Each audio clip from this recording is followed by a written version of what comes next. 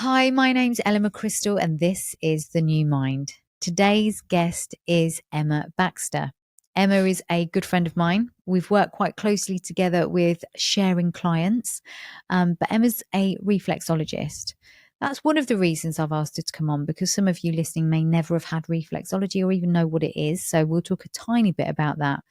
But actually, the reason I've asked Emma on is because Emma has a really interesting story. And if you've been listening so far, you'll realize this podcast is actually all about connecting through stories and building a community of people that can thrive through listening to other people's stories and be inspired. And I think you will be inspired by Emma's story.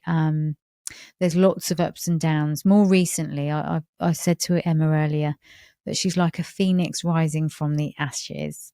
There's been a lot of growth over the last few years with Emma, so we're going to talk about that as well. But we obviously need to start with the early years so that we can get context to the phoenix rising from the ashes. So welcome, Emma. I love that description. Thank you so much. I just made that up as well. I love it. I did just make it up. I'm really proud of myself. I'm glad you are happy with that.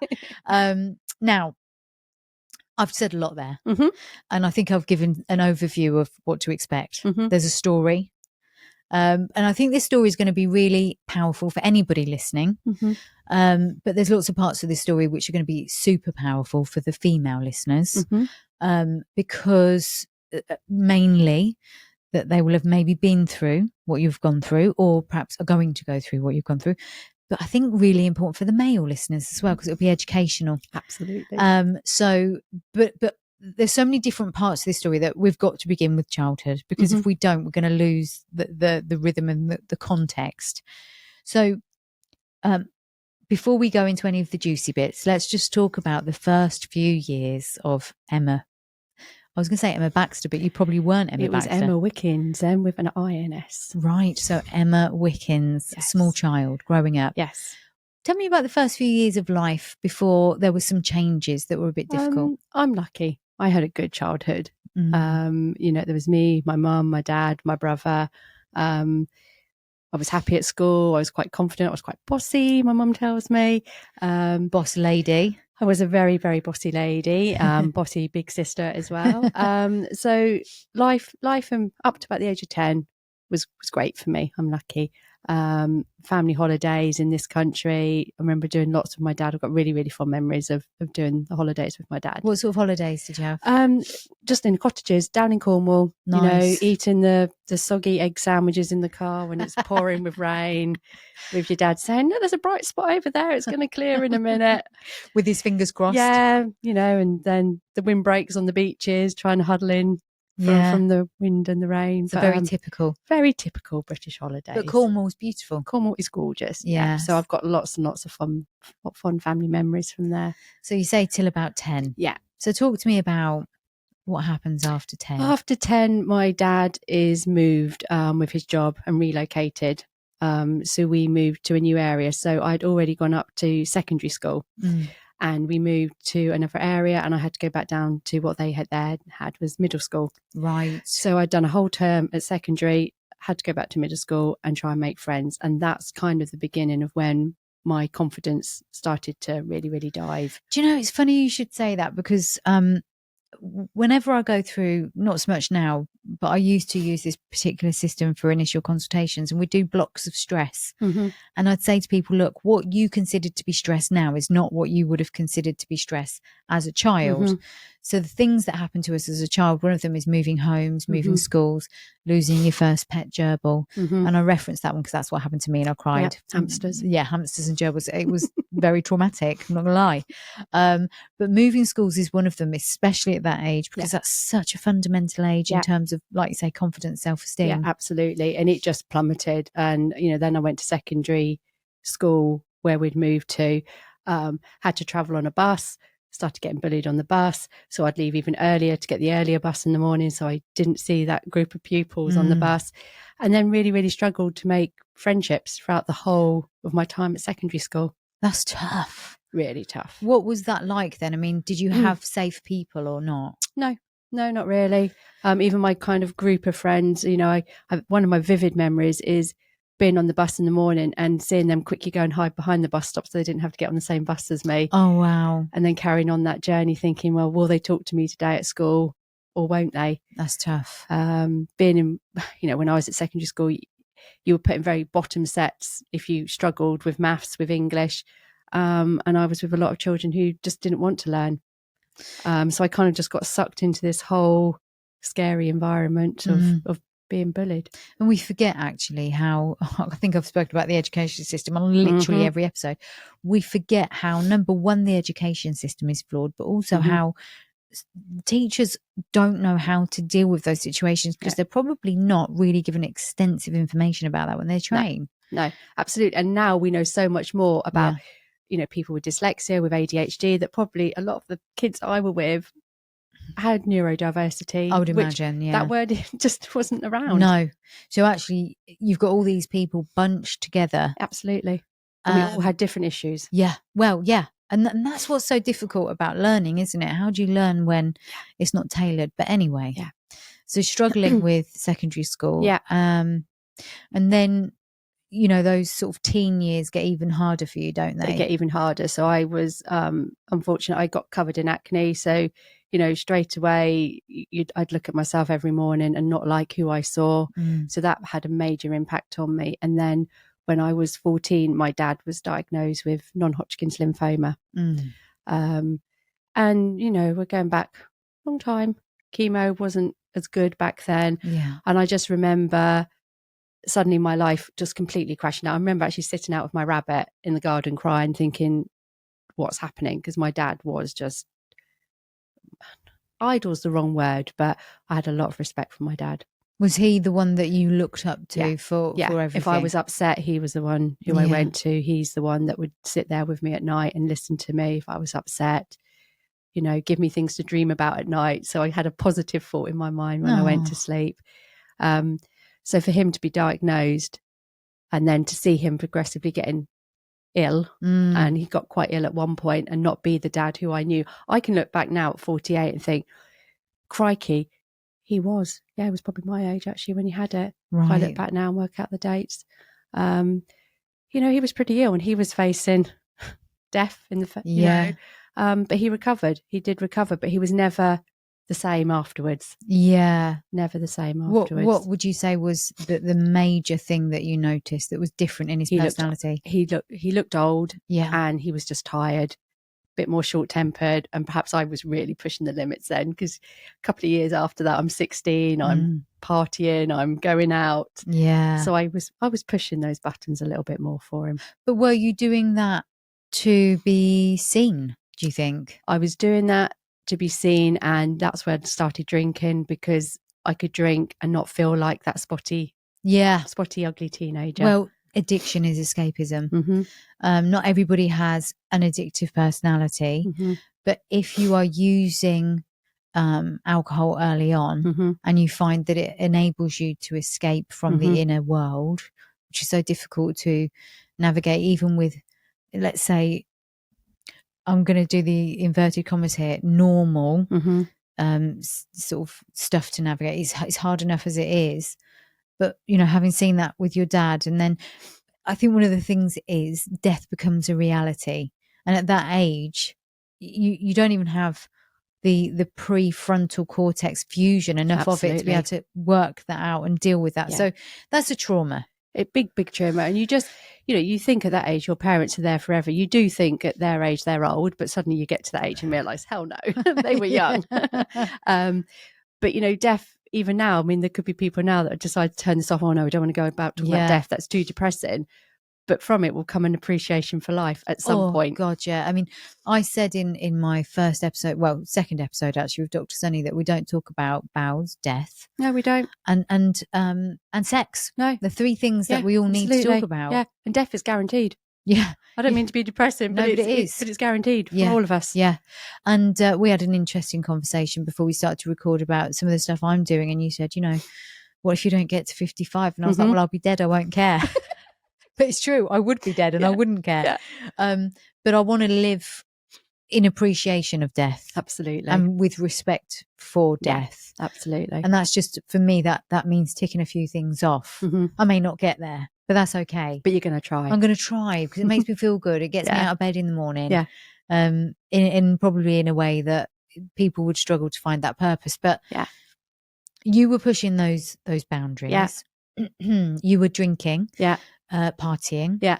Some of which would be lots and lots of fun, and some of which would probably be a bit risky. Yeah. And your dad's probably feeling like, oh gosh, why now? Yeah. But you were escaping, and that's fair, I think, under the circumstances. Yeah. What support was around for you? I mean, now we'd all go, what support has that child got? But at the time, was that even a thing? Absolutely nothing. And no criticism to my mum, but she wasn't any help either because my dad was her absolute world. Yeah. So she was just focused on him, trying to work, trying to keep two teenagers fed and watered and at school. Yeah. So we all just kept going, and there was no form of counselling for any of us. So your way of dealing with it was those maladaptive coping mechanisms of drinking and leaving. Yeah. Couldn't talk to my friends because, kids at that age, well, I don't want to talk about that. That's being miserable. Why do I want to talk about that? So you were already struggling with your friends. Yeah. And then, this has made it even worse, I guess, because you've got nothing that you can relate to with anyone. No. So the people you were going out with, were they people from school?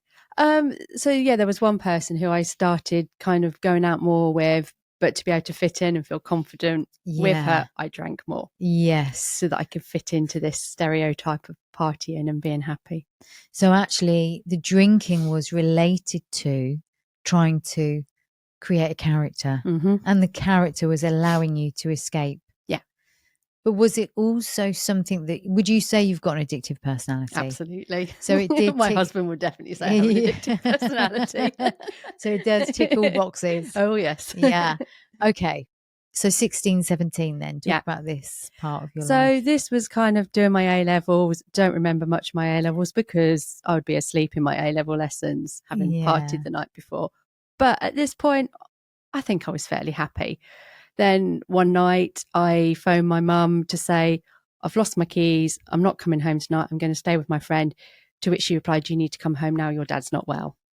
So my best friend then at the time, her dad brought me home, and there was the ambulances outside the house. I actually physically fought my way past the doctor and a paramedic to go upstairs to see them doing CPR on my dad. Oh, wow. So you actually saw it as well. And your dad didn't survive that, did he? My dad did not survive that. It was a very, very slow journey following the ambulance to hospital, and he died. So I was 17, just 2 months before my 18th. Which is scary because now we look back having got teenage children ourselves and go, God, that's so young. Yeah. But at the time, you must have just felt 100 years older all of a sudden. Yeah, my whole life just came down. Yeah. Just crashed around me. So 17, nearly 18. What's the sort of strategy? Drink. God, doesn't sound good at all, does it? But it's the way that most people do cope at that age. It is. And also the time when I was 17, it was a very big rave scene. Yeah. It was in your face. It was in your face, raving. So I did dibble dabble a bit as well in drugs. But it was just pure escapism. That music, that whole vibe, that whole era was about losing yourself. Yes, it was. In the music. So I kind of drowned myself in music and alcohol and some drugs because I couldn't talk to my friends. I remember one time, I look back now, this is probably my first panic attack I ever had, was up in the woods having a rave, and I wanted to go home. And it was only a few months after my dad had died. And my friend at the time said, I'm not going home. Don't be boring. We're here. Don't be boring. We're here to party. And that was kind of the moment I realized that I'd actually changed as a person. I didn't want any of this. This wasn't for me anymore. I'd lost my dad and I was hurting, but I had no one to talk to. Because again, I've referenced this a lot myself. You've said this before, there was no services available back then. And if there were, to be honest, some of the ones that I came across were absolutely so abhorric. I'm going to tell you, the ones there wasn't much available, but I spoke about this the other day on an Instagram video, a GP that told me I was having some stitches taken out, a self-harm wound. My escapism was self-harm. And it seems, barbaric, but actually it was a way of escaping the pain. Yeah, If I could absolutely. feel one pain, I wasn't Yeah. feeling the other. Yeah. And I had some stitches taken out in the doctor's surgery, and there was this lovely nurse, and she was looking at me with sad eyes, as if she must have read the notes and understood the history of what was going on for me. And I felt comforted by her. And then this doctor, who I shan't name, he's probably dead now actually, but he said, "You are wasting my time. Stop wasting my time." Wow. And he would have known the whole history. So that's the kind of help that was available. Absolutely. It was bad. It was really bad. And you would have had a similar experience that nobody Absolutely. was really picking up the pieces. No. So although you look at that time as you were lost, you didn't want to do it, it was also probably a great comfort as well, because there was the music, there were the people, and there was somewhere else other than you could your hug head. anybody at a rave and they just hugged you back. It was, to be fair, anything. Nobody would question it. If it was a tree, fine. Absolutely. But it was probably the only time that you felt comforted. Yeah. Because as you say, your mum was no doubt in a pool of grief herself. And there was a long period of time where actually I would have been quite critical of my mum and thought she was no help to me. But she was 48. Yeah. What I am now. She was going through the menopause. Yeah. She was grieving and she did her best. Yeah. And I have been very, very critical of her over the years, but actually she did her best in a generation that also didn't talk. Yeah.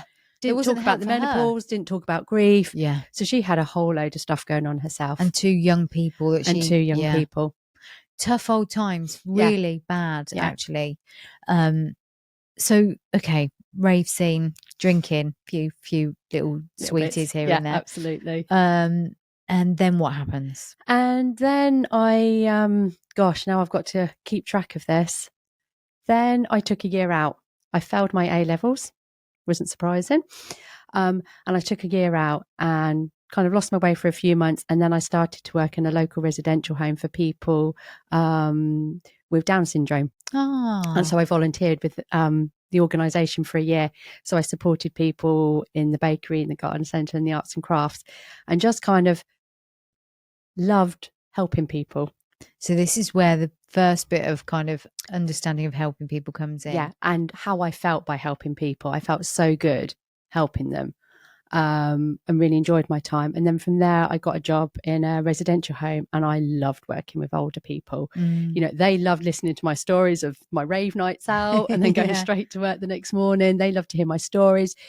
But again, I was listening to them. I was getting a lot of respect for older people, the stories they had, and then deaf as well. Yeah. I was caring for people at 18, 19 who were dying as well. Yeah.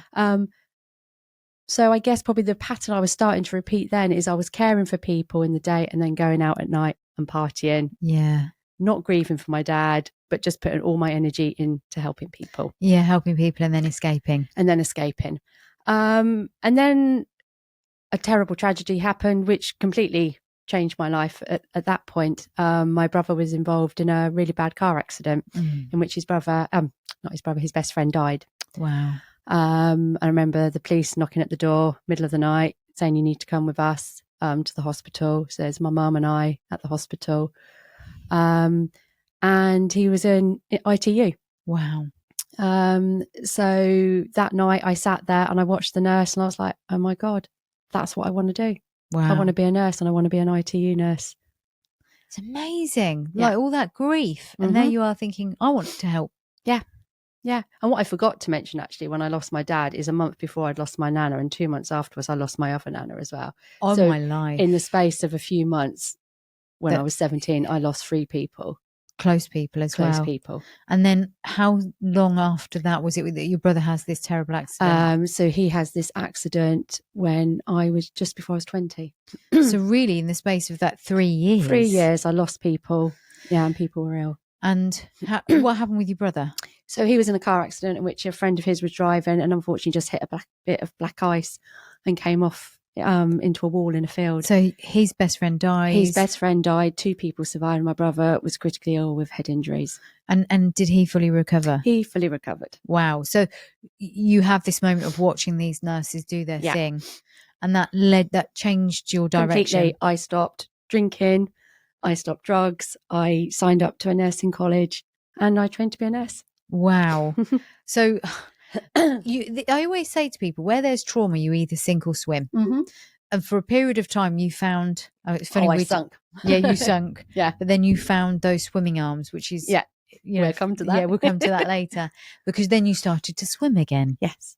And you're nursing now. Yeah. So you do is it 3 years of training? 3 years of training. And all the way through, were you quite happy and stable? Yeah, completely. You finished the training. Yeah. You start working in the hospital. I met my husband Yes. at the time. He was a porter. I was a student nurse. Met him. I was that's drink theme again. I had a couple of drinks that night, dancing to Dancing Queen, but that was a happy drink. He was a porter at the hospital, and we met and we dated throughout then the whole of my nurse training. Right. So that's that you two were together for how long? So basically, within the first 3 months of starting my nurse training, wow, we met. And so we've got this little love story happening. We then moved to Liverpool, mm-hmm. which is where he was from, and I started working in the Royal Liverpool Hospital. Nice. Yeah. And steep learning curve. Yeah, I'm sure. And how long are you in Liverpool for? So we were in Liverpool for coming up for 2 years, but then unfortunately, about halfway through that, my husband's brother committed suicide. Right. And that had a devastating effect on both of us. So we decided to leave Liverpool and move back down to Northampton. Okay, so then, I mean, keeping track? Yeah, I think so. When I said you had a story, I wasn't joking, was I? No. This is not where it even ends yet. So you've moved back to Northampton. Yeah. What's the next few months like after that? Because that would have been horrific, I'm sure. That was pretty horrific, but I got my job in ITU. Amazing. And that was just incredible. So I just put absolutely everything into my job. We had a beautiful home. And things were okay, but then things were starting to arise with my husband. He'd always suffered of anxiety, but him losing his brother in such a tragic way was kind of the tipping point for him. Yeah. And then his mental health started to decline. So you're out working a lot of the time. Was he working at the time? He was trying to. Right. So he'd have jobs, have major panic attacks, would call me, I'm not coping. So he'd be in and out of work quite a bit, but really trying hard to work. Yeah, so actually not in a good mental state. No.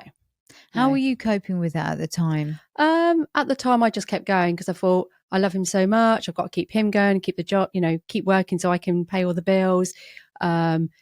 He was smoking, he was drinking quite heavily at weekends. But I was like, no, he's got to do this. He's grieving. I know what it feels like to grieve. Yeah. So I was just trying to cope, keep everything together for us both. And still hopeful of the light at the end of the tunnel. Yeah. And then we fell pregnant with our son. And that for a while really, really changed him. He was like, no, I'm going to overcome my anxiety issues, my depression, because, I don't want my son growing up with a father that's struggling. And how did he go about that at the time? Was there much support available? So we, some of it's quite a blur now for me. I think my mind has blocked out quite a bit of it. When our son was very young, I know he would struggle because of the lack of sleep we were both getting. Yeah. But he'd never not do anything for me. So he would get up, and help me, but then he would then spend a good chunk of day asleep in bed. Right. So I was then trying to cope with our son, seeing if someone else could have him if he wasn't feeling good. And then, but with our son, he was absolutely brilliant. He could fully focus, but then he'd almost mask it out. He then couldn't be that person anymore, and he'd have to take himself off. Right. And the depression would hit, and that's when he would then drink, and that's when a lot of his low moods would come out. And then there was a phone call I got one night when I was working in intensive care, and he phoned me and said, I've just tried to kill myself. Oh no. And I was like, sorry, what do you mean? He said, I've just tried and it's not worked. And it just came completely out of the blue because I knew he'd been depressed, but I didn't think he would ever do anything. Well, like especially that. after what his brother had done. I don't suppose. Absolutely. Yeah. And I must point out at this point that our son was at my mum's that night. Yeah. So he was at home on his own. Yeah. So I went home, tried to get emergency help. A&E just said, you need to bring him in. I said, he's refusing to come in though. And I'm a nurse at the hospital. What can I do? There's nothing we can do. So I spent the whole of that night crying downstairs and him upstairs with them. Sorry, I don't want to be too graphic for people, but, you know, marks around his neck. Yeah. And I just didn't understand why he didn't want to live anymore. Wow. We eventually got some emergency care, and then over the next year he got some help. And what kind of help did he receive? He had a mental health nurse that would come and see him. And then on another occasion he attempted suicide again, and a doctor was sent out who assessed him in half an hour and said he's not at risk of taking his own life. He's absolutely fine. So this was after the second attempt? This was after the first attempt. After the first attempt, A few months later, he had another attempt and a half an hour appointment with this doctor who said he wasn't at risk. It was just not, I didn't use the word attention seeking, but just said, this isn't serious. Wow. Okay. So now we've decided it's not serious. So we can leave him to his own devices. We can leave him and let him conclude that nobody's going to take him seriously. Nobody understands how he feels mentally. What is the point? So what happens after that then? What happens after that is he succeeds in taking his own life. Yeah. So something I really want to say here, which is so important, because when you self-harm, and there's been a couple of suicide attempts in my younger years as well, people will call it attention seeking. I always say, yeah, it is. It's a cry for help. We're asking for help. Correct. Yeah. It's absolutely that. He self-harmed as well. Yeah. Yeah. That is definitely what it is. Let's not make any bare bones about this. That's exactly what it is. So if this is the only way I know to ask for help, be it your husband or anybody else that's done this, help me. Yeah. Don't just go, oh, actually, you're fine. Yeah. Because anyone that's attempting anything, be it seriously or not, even if they don't really mean to do it, and I'm sure he did mean to do it by that point, but even if they don't really mean to do it, they still haven't got the vocabulary to say how they feel. And there's a reason for that. Absolutely. And that's why I've referenced a couple of times the lack of help that was available for not only you, but also overall, you know, at that time for people in general. Yeah. Because now here we have, you've lost your partner. Yeah. Your son's lost his dad. Yeah. And this is a guy where there was a history of suicide in the family, and it was determined that he'll be fine. Yeah, absolutely. So we lose a young man to this, and I think depression 27. So that shows you depression is a disease. Absolutely. And it's got to be taken seriously. And it's not selfish. And I hear you. And that's something I really want to say to anybody is, suicide is not a selfish act. If you have to live with somebody and watch the turmoil and the pain, the physical and mental pain they go through for years trying to get themselves better for you and for themselves, you will realise it's not selfish. Yeah. I'm glad you referenced that, because too many people historically have said that, oh, it's so selfish, how could they do it? They're not in their right mind. They're not thinking like a healthy person thinks, because they've got depression. And I think there's chemical imbalances. It is, it's I won't bore everyone with too much of it, because you know, I'm sure it will come at another time. I want to make sure we go into your story, but it's to do with neurotransmitters, and hormones can affect neurotransmitters, which we'll talk about later. But neurotransmitter activity is determined by so many different factors, and those imbalances really can change a person.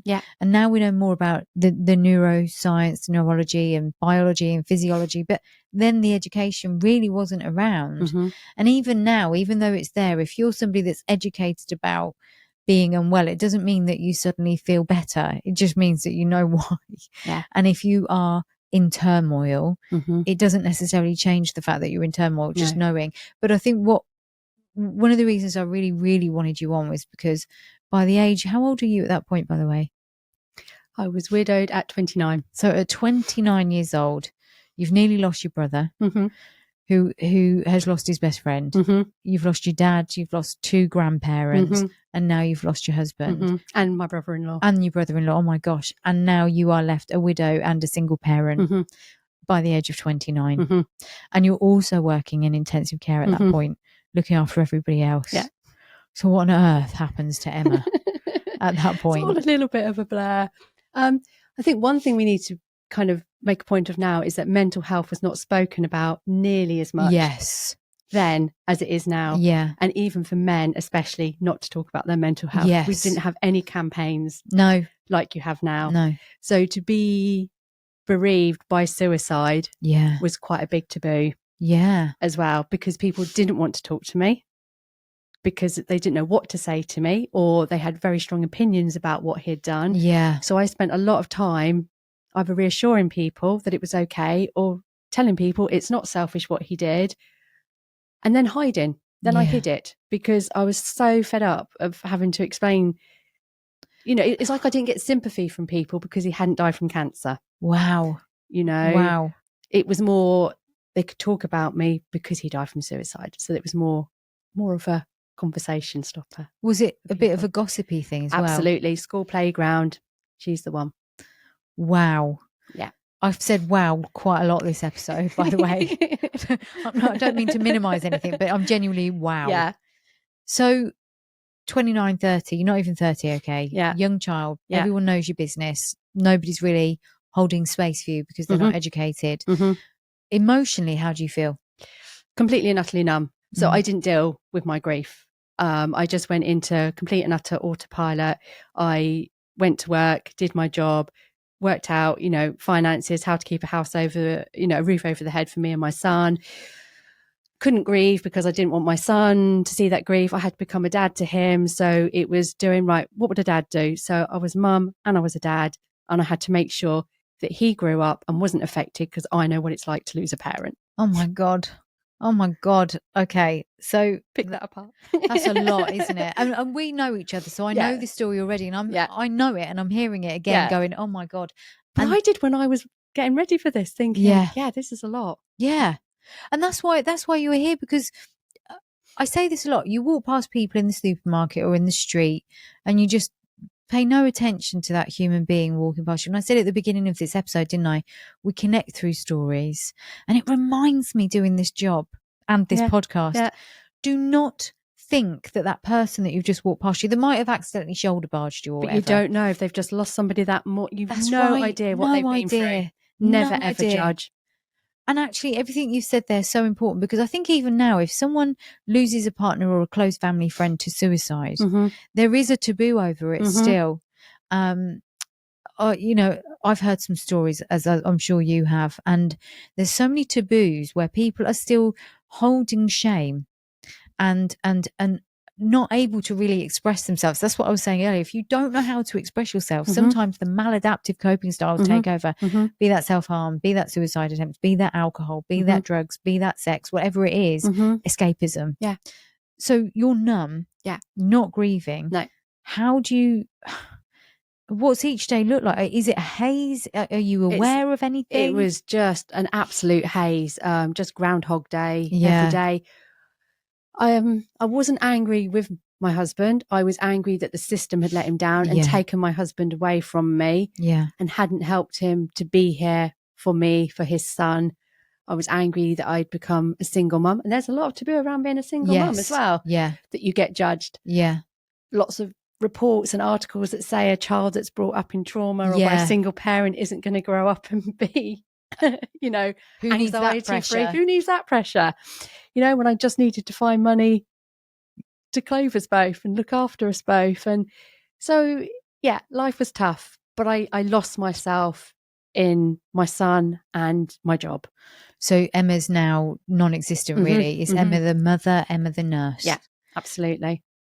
So each day, are you then choosing to escape in those maladaptive ways that you turned to when your dad had died? So no, at this point, no. I was losing myself. I became obsessed with card making. I was making cards for everybody. So I'd sit there at night and making all these cards. So creativity. So my creativity came out, and my gardening. So at that point, it wasn't alcohol. Yeah. It's interesting, isn't it? Because I've got some creatives coming on. Yeah. And that's why, because it's one of those escapisms. Absolutely. So when, if I can ask this question, this is quite crude, this question, but when does it hit you that actually you can't numb out and you can't just keep making your cards and doing your gardening in order to get through it? Was there a moment where it's just like, excuse my French, everyone, fuck me, this is a little bit much? You know what? I kept going for quite a few years.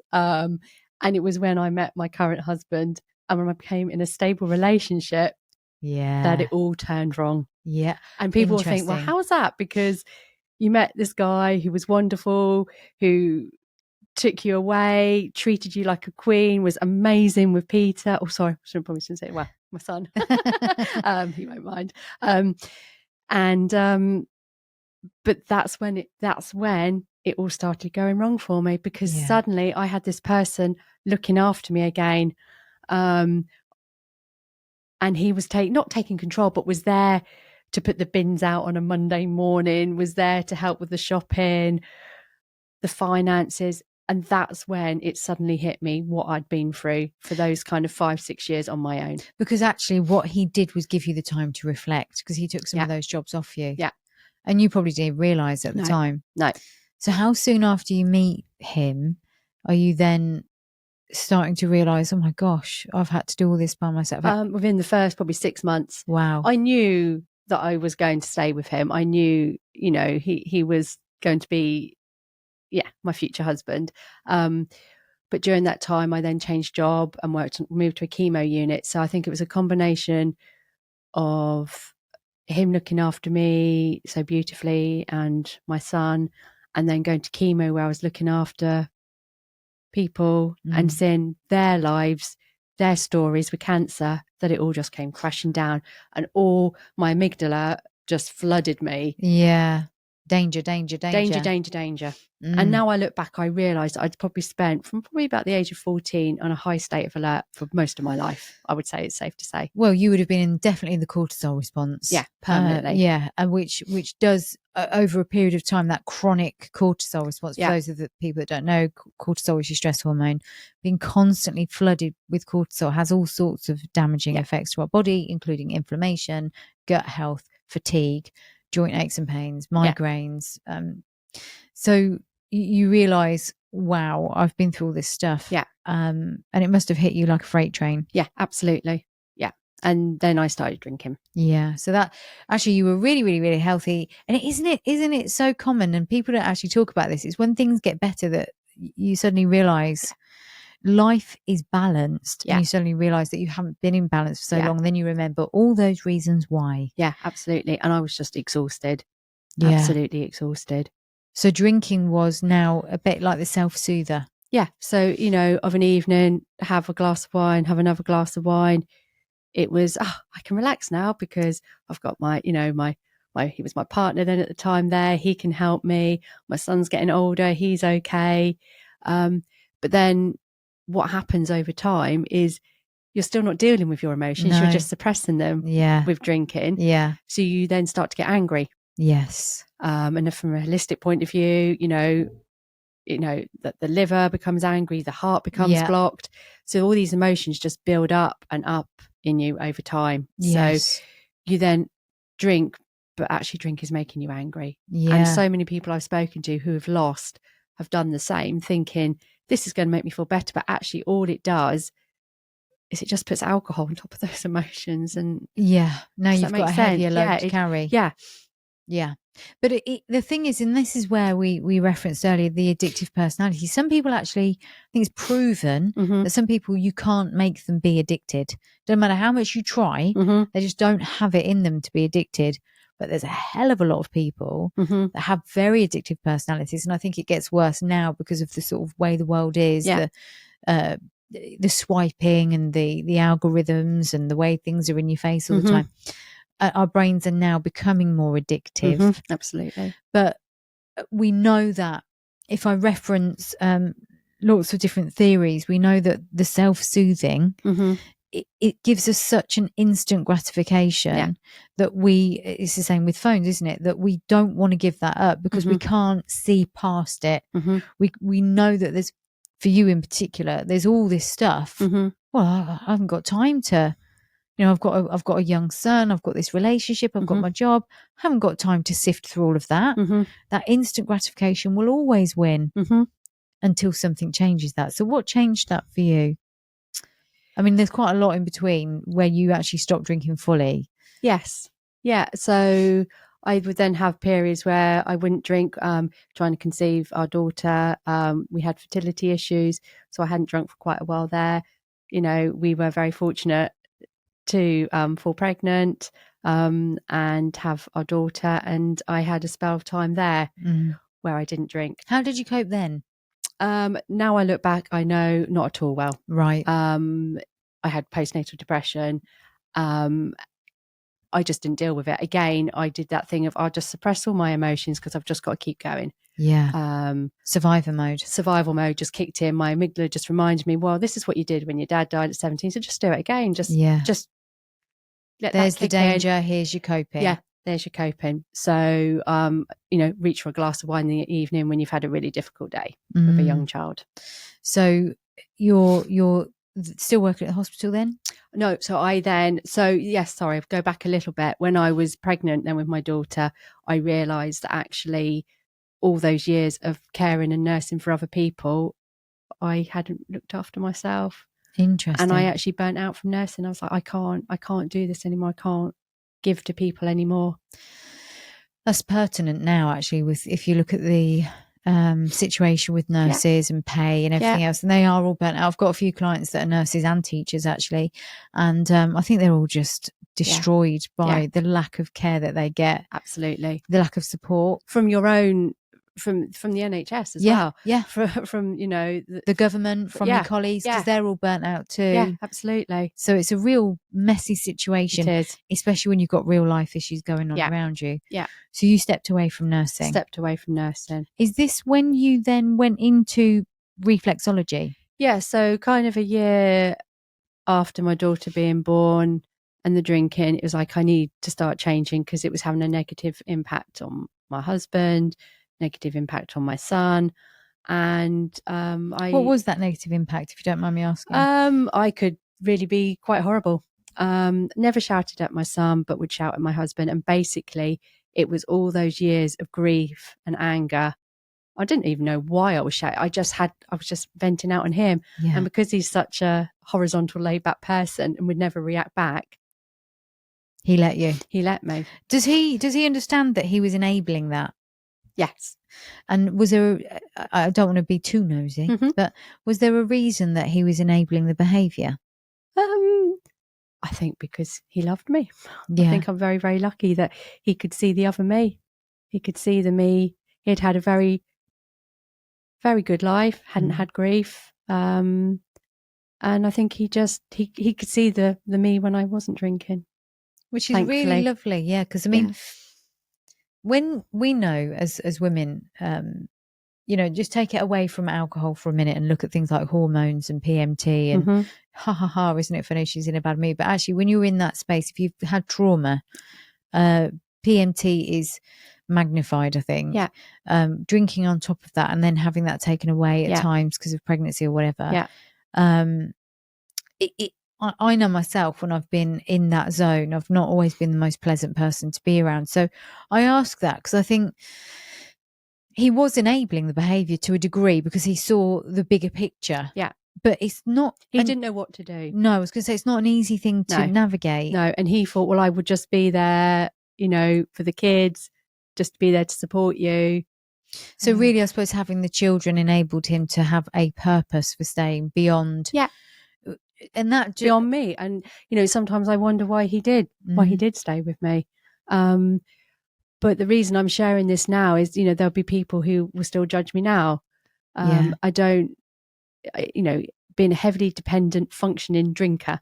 Yeah. There are a huge amount of people out there who are. Yes, you're right. Yeah. And won't admit it. And I was one of those for a long time who wouldn't admit it. Yeah.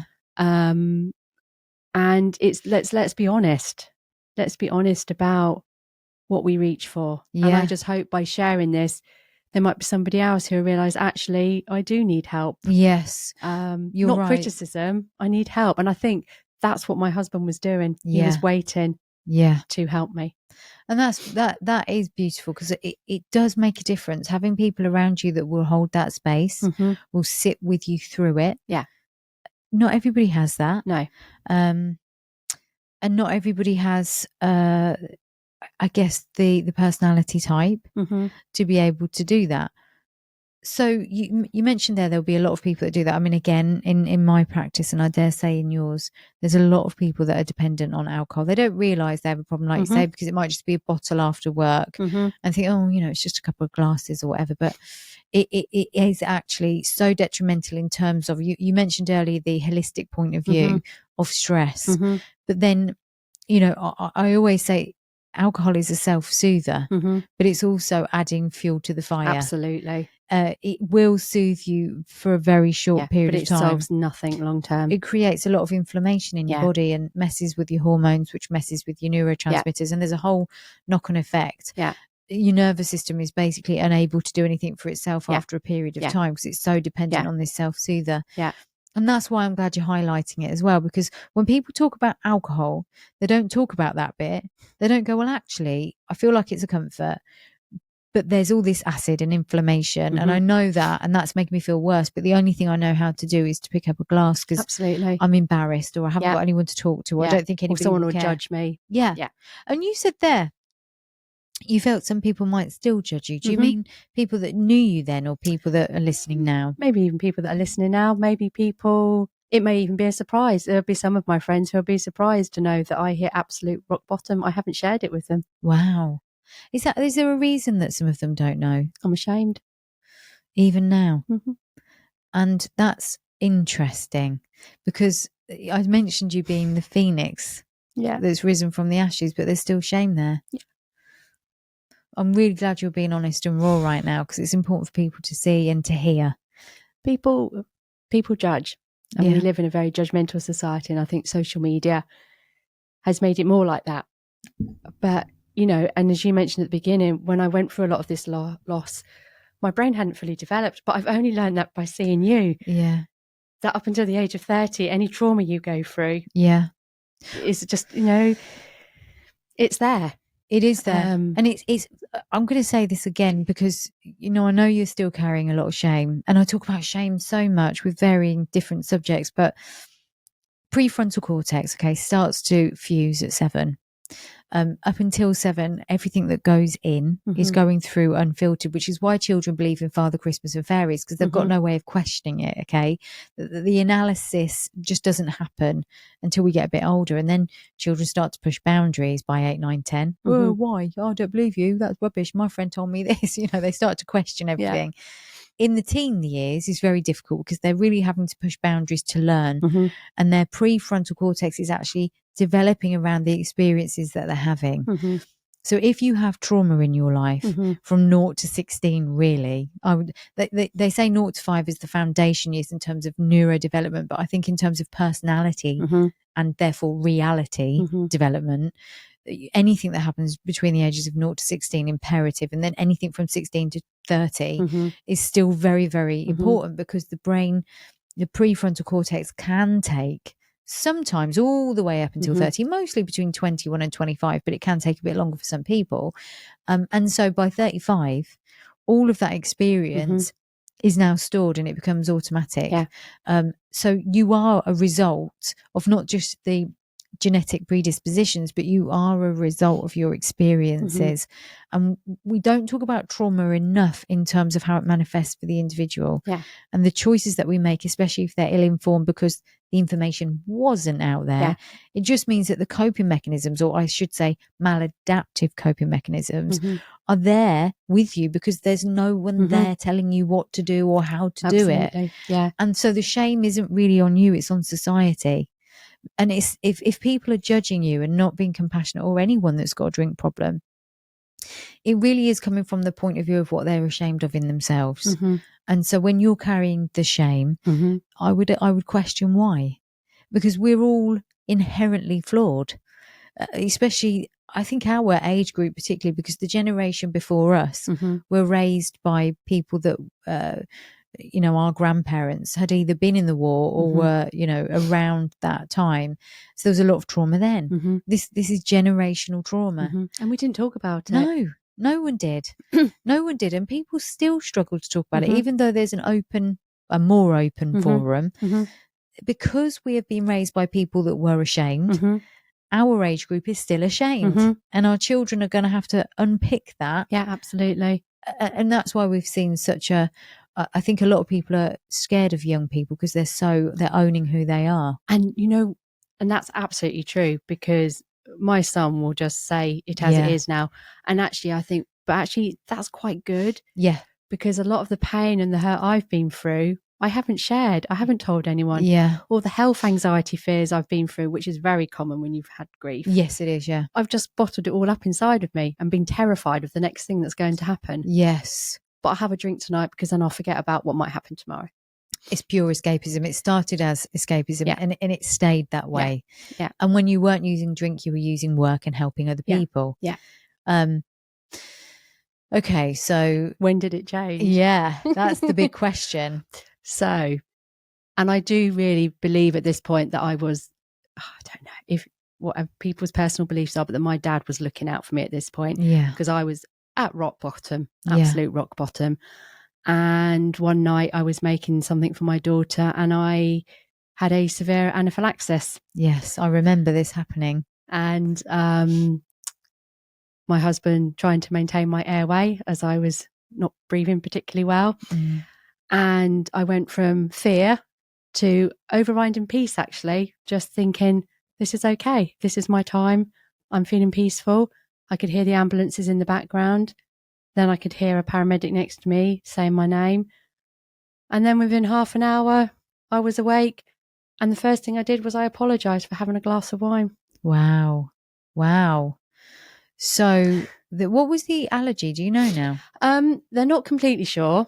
But what it would seem has happened, I've always had mild allergies all my life, but the alcohol inflamed my whole system. So those mild allergies to animals, to feathers, to nuts, to food was colliding at the same time, which I know we're commenting next with the perimenopause. Yeah. So we had a cauldron of bubbling, everything. Yeah. My whole life just bubbling up to that moment. The suppression. Contributes to this cauldron. So again, I say that for a reason, because you nearly died, and it was on more than one occasion, wasn't it? Yeah, there was a couple. And I remember it very clearly, actually thinking, what? And when I say you nearly died, I'm not joking. No. You did nearly die twice. Yeah. So, and also you left nursing and you went into reflexology. So you were also, although you wanted to get out of the burnout, because we left it at burnout, you wanted to get out of the burnout, but you still carried on helping people. Yeah. And I've got to say this before we go on to the nearly died twice story, on top of the rest of the trauma. We've worked on with some of the same clients, which, you've sent my way, a lot of your clients actually that you've been helping, that probably you realize, actually, I can only do this bit, go somewhere else, in the nicest possible way, obviously. And so I know firsthand from those women, particularly mainly women, just how phenomenal you are, because your nursing background with this reflexology, you have this, I think it's also an intuition, which not everybody has, this intuition, this empathy, this medical background with reflexology. So before we go on to the big move of how you get well, talk to me a little bit about what reflexology is, because a lot of people listening will have no idea. So reflexology, you can take it right back to ancient Egyptian, ancient China time. And it's the whole belief that your body is mapped out on your feet, your hands, or your face. We are feeling for areas of imbalance, blockages. So it works quite a lot with acupuncture points and the chakras. Yeah. So when someone comes to me, I'm intuitively sensing where they might be blocked. So is it mentally? Is it at the heart? Have they got anger? And then I'm feeling for those imbalances in those organs and those parts of their body in their feet. And I know from the people that I've worked with that they are always completely shocked is the only word I can really think of, that Emma said this and it is that. Yeah. You'll know when someone's due on their period for it or something like that. They've hurt their shoulder. Or they've got toothache. And you're always right. Yeah. So we know that through the feet, the hands and the face, and this is where EFT and a lot of the tapping stuff really works for people as well. It goes back to nervous system, doesn't it? That the whole body is mapped out, like you say, through the nervous system. And actually there's a lot of, I think, at least anecdotal evidence Absolutely. to suggest that reflexology is exceptionally powerful as a tool to use in your overall well-being package. And yes, it can only go so far. So you could point out to someone, actually, I think this might be an issue, and then you can signpost them. Absolutely. And that's what I do. I mean, even if you don't believe that reflexology, that your body's mapped out on your feet, just that connection that you have with somebody for 40 minutes to an hour, you know, you're connected to me. I'm there listening to you. You know, you've got oxytocin running through your body because it's the skin to skin. You know, all these things help people. But there is only a limit I can get to. So if I sense with someone that they need more mental health issues, if they, you know, people divulge quite sensitive issues to me, and I'm like, this is completely out of my comfort zone and my skill set. So then I will refer them on to get them the right help that they need. I kind of want to reference somebody. I won't say their name, but it was someone that you passed on to me because you'd got to a certain point with working with them, someone who had lost their voice. And there was a history of heart issues there, wasn't there? And you'd been working with this particular client for some time, and you probably felt like, I don't know what else to do. And actually you sent this person to me for hypnotherapy, and I was able to get in deep into the subconscious. So you were able to pick up what that person needed through their feet. I sensed that this person had a lot of trauma through their health issue that they'd had. And although the doctors were dismissing and saying everything was fine, she had huge adrenal fatigue. And she wasn't reliving that moment. And that was linked to her voice. Which we won't go too much into because it will reveal too much. But the voice was central to. But actually, she was about to have some surgery. Because major surgery, which came with a risk of stroke, I believe. Anyway, she comes here for hypnotherapy and she got her voice back. So that's the good news. But none of the medical, although they hadn't been able to help and they hadn't really signposted her in the right place.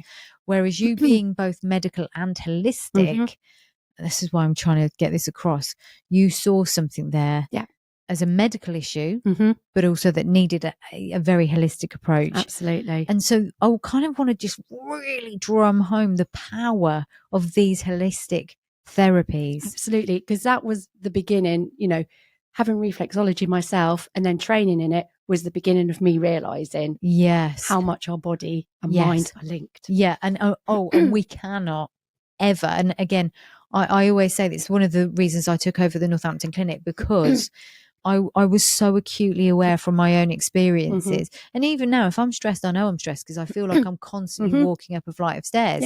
My breathing definitely changes when I'm stressed. And you could be thinking that maybe you've got a chest infection or something else. It's just stress, the way I process it. Absolutely. Everybody will notice physical changes if they pay attention. Absolutely. It's tuning in. And what reflexology does when you're in that chair with me, you're just in that moment. You're completely connecting to your body, and people can say, are you touching my head at the moment? Because I can feel a sensation in my head. I'm like, absolutely, that's where I am at the moment. It's powerful.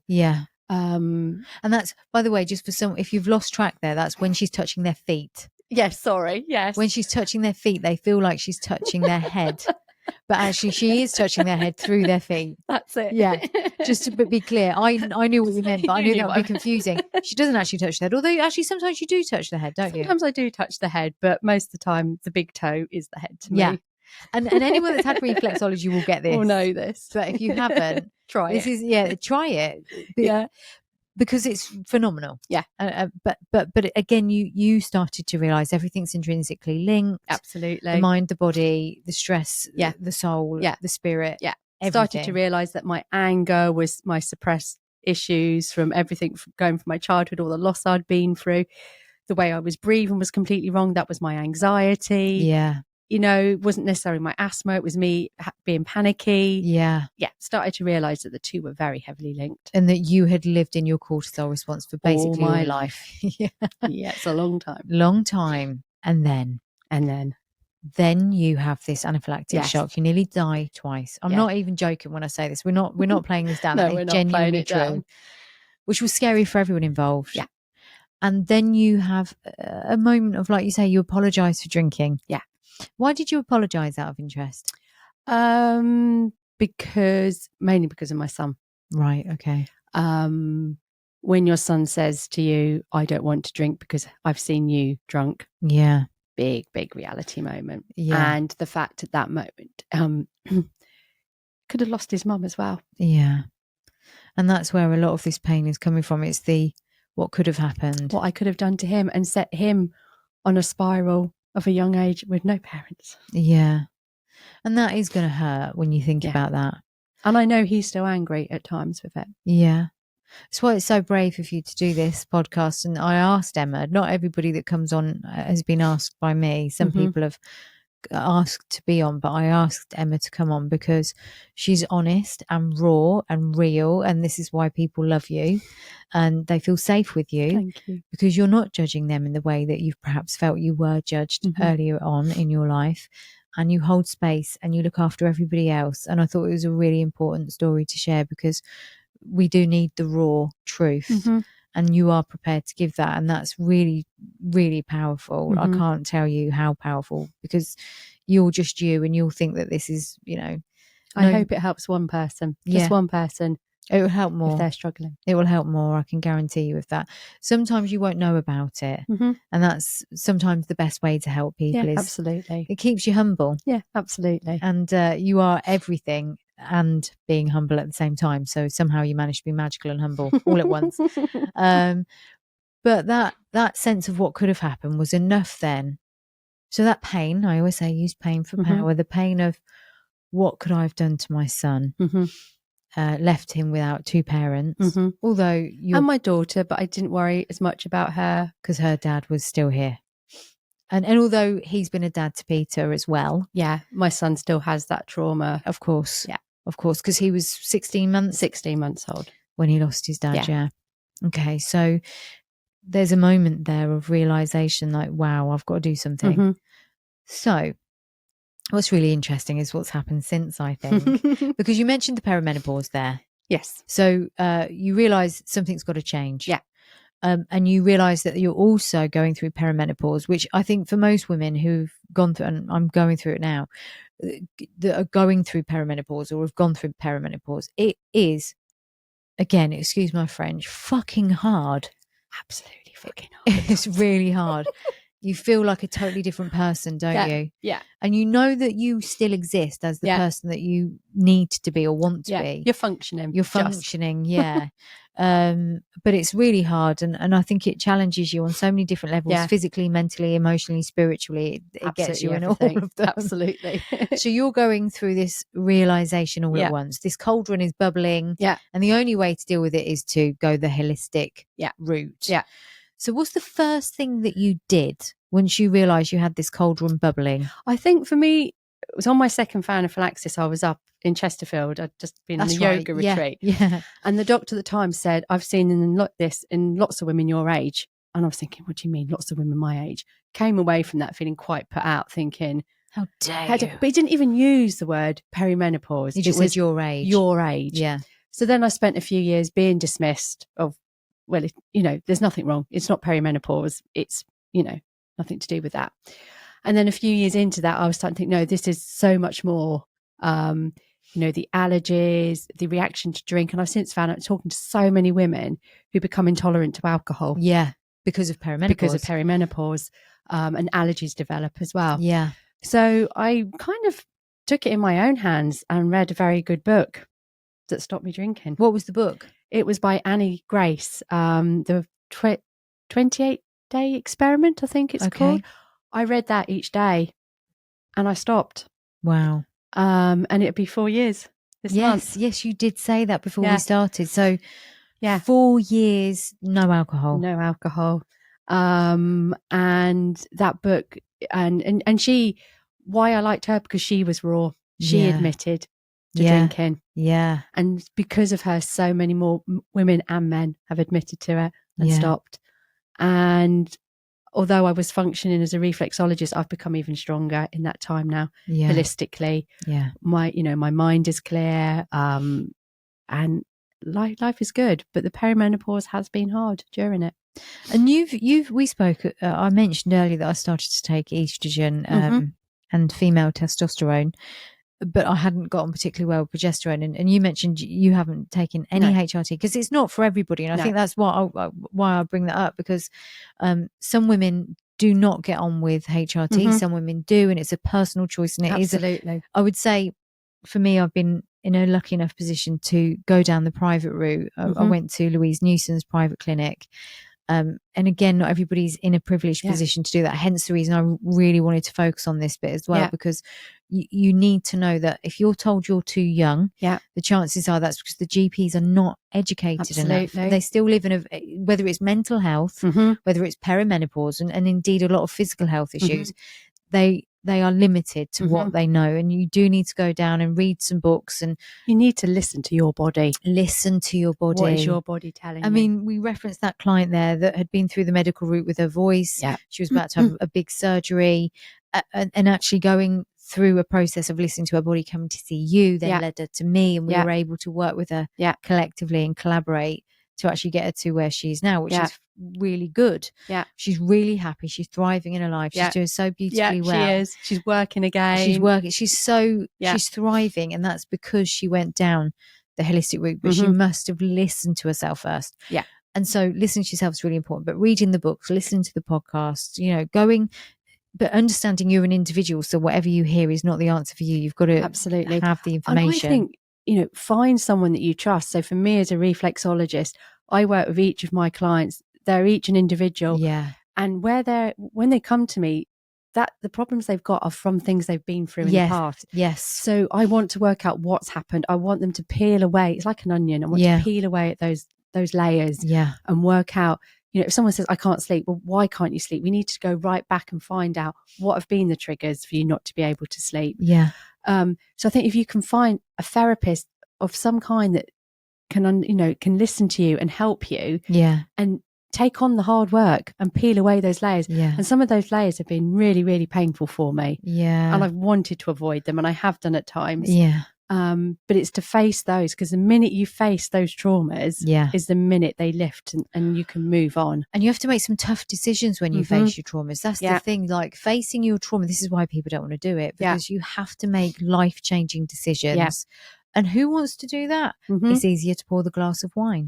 Absolutely. But you nearly died as a culmination of several different things. You nearly died twice, actually, and that's so important. I just keep laughing about it. Really, it wasn't funny at the time, but it wasn't funny at the time. But it's almost. It's almost facing death, which had been the biggest problem in your life. Absolutely, then saved me. How powerful is that? That was the cause of all this suppressed emotion. And it wasn't until you faced death yourself that you were ready to make that change. I lived in fear all my life of somebody dying, somebody I love, something happening to me, and living in fear the whole time. And I forgot to just live these moments. Let's just live these moments. I honestly think that's so profound. In the face of death, you found your life. And yet it was in the face of death that your life greatly suffered. The dichotomy there is almost too mind-blowing for me to cope with. But here we are anyway. So, okay. You've gone down a very holistic route. So I want to kind of touch on the moment, facing death, feeling a great deal of guilt and shame. But then turning it all around. This is the phoenix rising from the ashes bit, which I love. I mean, this is it though. Out of cold water. Can we say rising out of cold water? I think we're going to have to, because that is part of the journey. Now you'll be the second person. I think it depends on the order that these go out. But for in terms of the order that I'm recording them, you're the second person to reference cold water. And actually, I want to kind of delve into that a little bit. You said to me earlier you were seeing, off camera by the way, you were seeing this thing pop up on your Facebook? On Instagram about cold water. And you felt like, oh, I'm receiving a message here, because I keep seeing this over. It's like when you see 11:11 over and over again. You're just like, I'm going to pay attention now, universe. I'm with you. You had that kind of moment. And you started to explore cold water therapy. Talk to me about this part of your journey then. So I tried to persuade some of my clients in their most relaxed states to come with me. And nobody would. And some friends, nobody would. And then I emailed the main lifeguard, and can I give a little shout out? Of course. It's at the Falcon, Castle Ashby. They are amazing. Beautiful and the place. lifeguards are there to support you. And I emailed the main lifeguard a few times. What was his name? His name is David Coleman, and he is amazing. I just wanted to give him a shout out. A little shout out to David. Lots of worries. I was terrified of going on my own because, you know, perimenopause, anxiety had been creeping up. Couldn't do things on my own. And I did in October. Not the time they advise you to start cold water swimming. They tend to say in the summer and warm yourself up. Not you, Emma. Not me. No, not me. You go when it's getting cold. When it's cold, let's do this. And I think about my third session, we had snow. Wow. But you were asking me, what is it about the cold water? Firstly, it's the people. Yeah. You come together as a group of people to support each other. It's not about being macho, about getting in the cold water. It's about helping each other to get in the cold water and experience the cold water effect. Yeah. And I have met some amazing people with amazing stories, and we're all there through something difficult that's happened in our lives. Which is number one phenomenal. But this is where death creeps in again, because you said something earlier which just weaves back into this death theme. Yeah. Which is your body starts to actually die. Yes. When you're in the cold water. Yes. You actually produce noradrenaline. Yeah. And your body starts to shut down as if it's dying. Yeah. But the effect of the noradrenaline and then the dopamine as you warm up gives you this wonderful euphoric state. So tell me, because you said this, you came out after the first experience and you were like full of energy, full of life. Yeah, I was buzzing. This theme keeps coming up, this death, you know, facing death and then actually living because you've understood that it can be taken away at any time. Absolutely. Yeah. So your body starts to shut down essentially, but actually if you use particular breathing techniques. Absolutely. And I really recommend that if you do this, then go somewhere where it's lifeguarded. Yes. That's a very good point. Very good point. Don't just do this on your own, somewhere random. Please don't. And I've helped quite a few people now to do it. I'm now classed as an extreme winter sport person. Can you imagine that? Extreme sport. Well, I can imagine it because you don't do anything by halves. So it doesn't faze me at all when you say that. But it is all about the breath and how you breathe when you first go in with the cold shock response, and it's all about breathing out, and the lifeguards there help you to achieve that. Yeah. And then knowing the signs when to get out, because it's not about how long you spend in the water, it's getting the cold water effect on your body. Yeah. Which is a positive, from what I understand, it's a positive stress response, which actually allows your vagus nerve to strengthen. Yeah. Because the vagus nerve is the part of you that brings your body back to balance. And if it gets a bit lazy and a bit tired, it stops bringing you back to balance. So you are constantly in the stress response. Yeah. So by giving this positive... This shocks you. And by shocking you, your vagus nerve has to strengthen. Absolutely. Like going to the gym for your vagus nerve. Yeah. And for me, this has just shocked me out of all the trauma. Yeah. To the point that I can now sit here and tell you all about it. Yes. I mean, that's the power of the cold water. Honestly, that is the power. And I can tell you now, I hope you don't mind me referencing this, but you came to see me as a client, didn't you? During some of these difficult times. And I have seen, I'd like to say it was me, but actually it was the cold water that changed you in the end. You were a part of me that got me to the cold water. Well, I don't know about that. I think you got you to the cold water. I was just part of the process somewhere along the way. And I'm privileged to be so, by the way, because it's allowed me to see such growth. And I've got to be honest here as well, Emma, I don't think you've had that many sessions with me, so I really can't take much credit. You did what you needed to do at the time for yourself. Yeah. Partly, I think, because I'm always so bloody fully booked that you couldn't get in more regularly. Book you a year in advance. But also because you didn't need me. And I knew that early on. You thought you needed me and you didn't. Because inside of you, there's always been this strength. Yeah. But cold water allowed you to. Cold water has proven to me I have that strength. Which I could see all the time. Yeah. And that's what you saw, because, you know, people would say to me, no, I can't go in cold water. Absolutely not. Whereas it's that mindset. You're telling your mind, but if you tell your mind you can get in that cold water and you can breathe. Yeah. You have also really encouraged lots of other people to do it. And they have. And I know they have. They've told me they've done it. So we're doing really well from that point of view. Where would you say, because we were just talking about glowing from the inside and the shine, and you've definitely lost weight. So, I mean, that's not that that's why you did it, but you have lost weight. Your skin is literally like silk. Yeah. You feel like you're the reason we started talking about it was because of the perimenopause thing. And we were talking about the fact that you haven't had HRT. No. You gave up alcohol. Yeah. You went and did some cold water stuff. Yeah. And for you, it's working. It's working. I think a few years ago when everyone started talking about the perimenopause, and, you know, Davina did an amazing job. Yeah. Because I remember watching it thinking, oh my God, that has been me for the last few years. And then I made my husband watch it. Yeah. Bless him. And, you know, watch this. You're going to understand how I've been feeling. Yeah.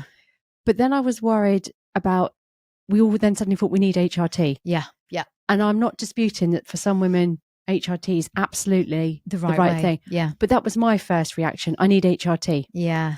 But then when I really looked into it, I was like, for me at the moment, I want to try what other things I can do first. Yes. And again, it is an individual choice. It really is. And we can't stress that enough. No. Because, you know, I was having hot sweats, you know, every 20 minutes at night. It was breaking my sleep. You know, there were lots of things that were happening that were making it a really, really awful time for me. Yeah, I remember it. So, you know, stopping the alcohol was a big one. Losing 3.5 stone in weight. I mean, it's incredible. Yeah, Mediterranean diet. But I've since then been looking much more into my gut. Yes. And that's made a massive difference to my menopausal symptoms. Yeah. And then the cold water swimming. Yeah. Phenomenal for it.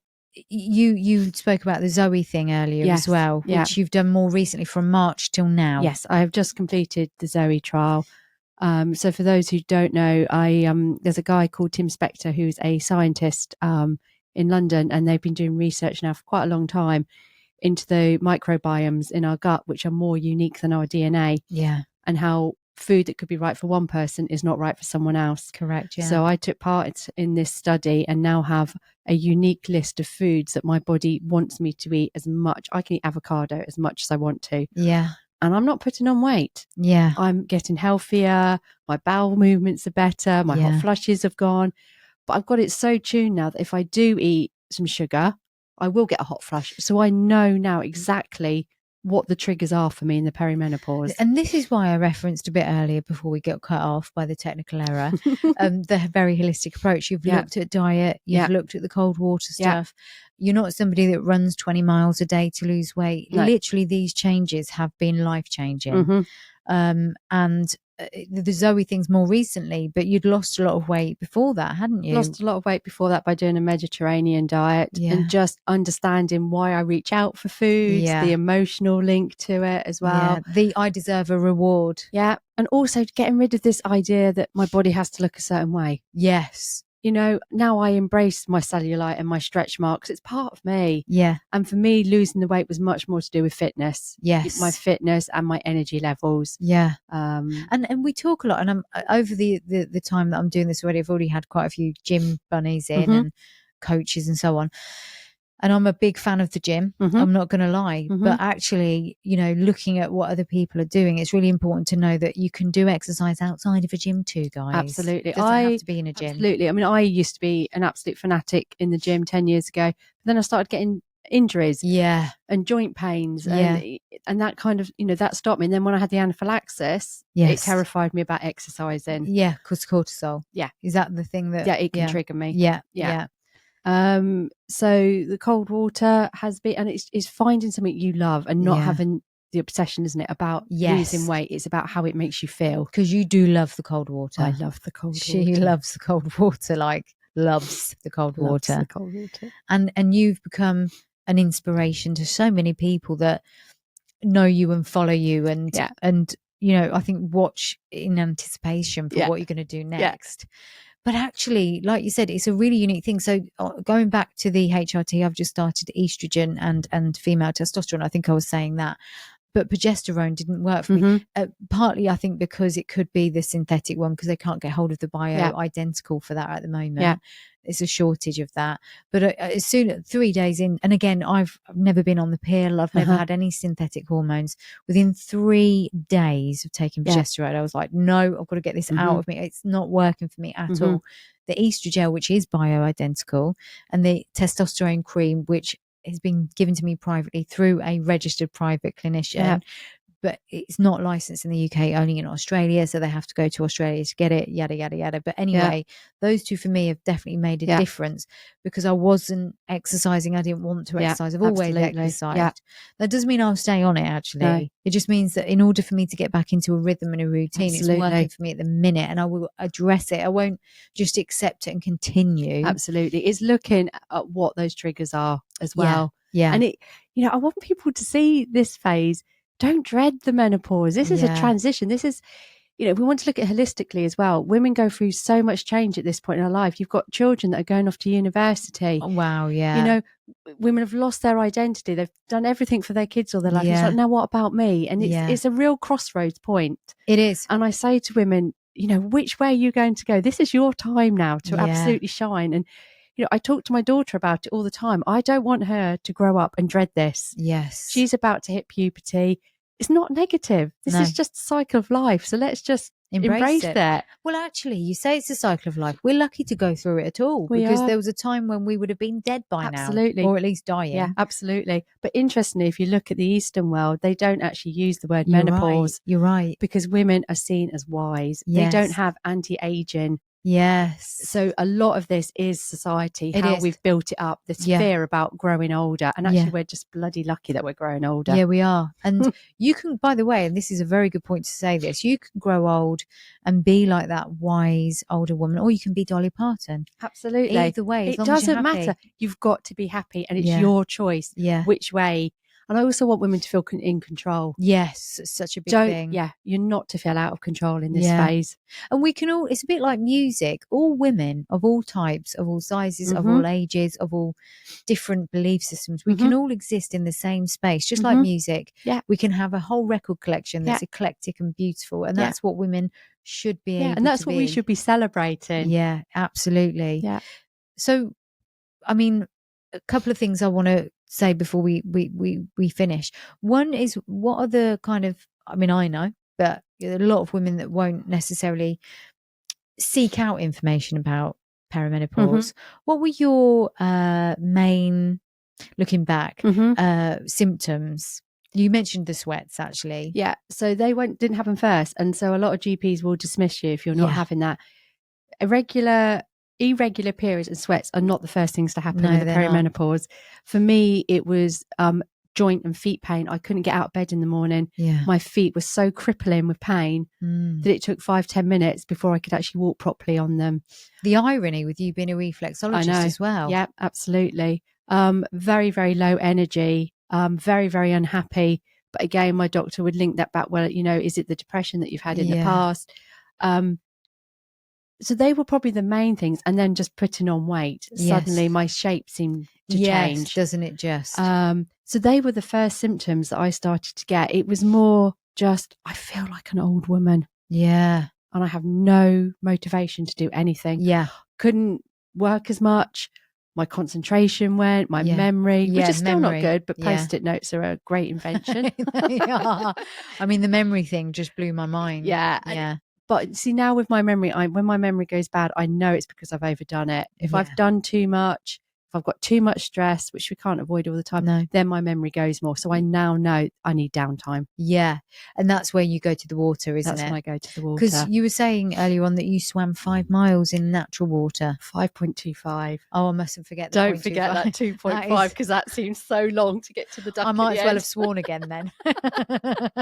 And this was at Castle Ashby. No. So I, last week, just over a week ago, booked on to something called Chill Swim, which are organised swimming events. So they have a big safety team and volunteers. Wow. And I basically text my husband and said, you think I'm bonkers, but would you drive me up to Coniston Lakes in the Lake District to go and do a swim? Amazing. So you had to go quite far. Yeah. Well, this is a testament to your love. Yeah. So I booked onto it and I went, and the people were amazing. And was it just you? And your husband, obviously. And my husband. Couldn't convince anybody else to come and do it, but I've now got someone signed up who wants to do it next year with me. So yeah. So so I went up, really, really nervous, felt quite overwhelmed.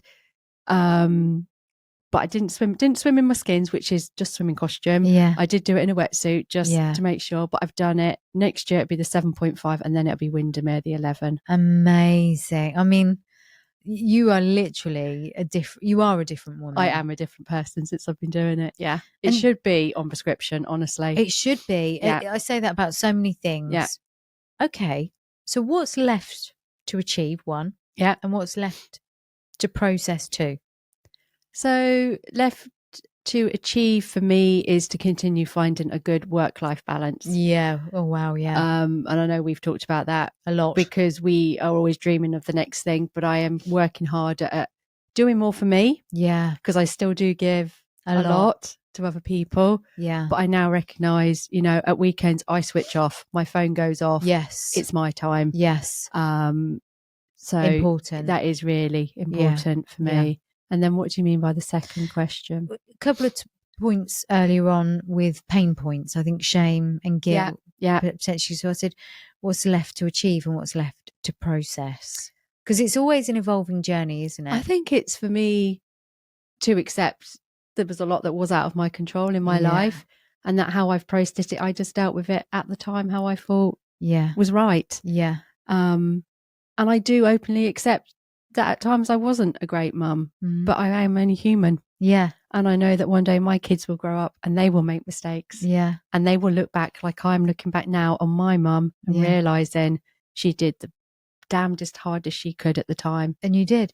And I think it's something really important to do is we look at ourselves, our younger selves. It doesn't matter if that's 2 days ago, 2 years ago, or 20 years ago, through the eyes of judgment. Yeah. We don't look at ourselves through the eyes of compassion enough. Mm-hmm. We don't look at that part of us that had to survive. Mm-hmm. And that, you know, same with what you were saying about your mum. And people talk about forgiveness a lot, actually, forgiveness of others. And I'm going to just take the word forgiveness out and just use the word understanding. Yeah. Because when you can understand what someone's been through. Yeah. And then when you can understand what you've been through. Yeah. The word forgiveness sort of becomes irrelevant because something changes within you with understanding. And I'm going to say this, and I think you've kind of referenced it with understanding your mum.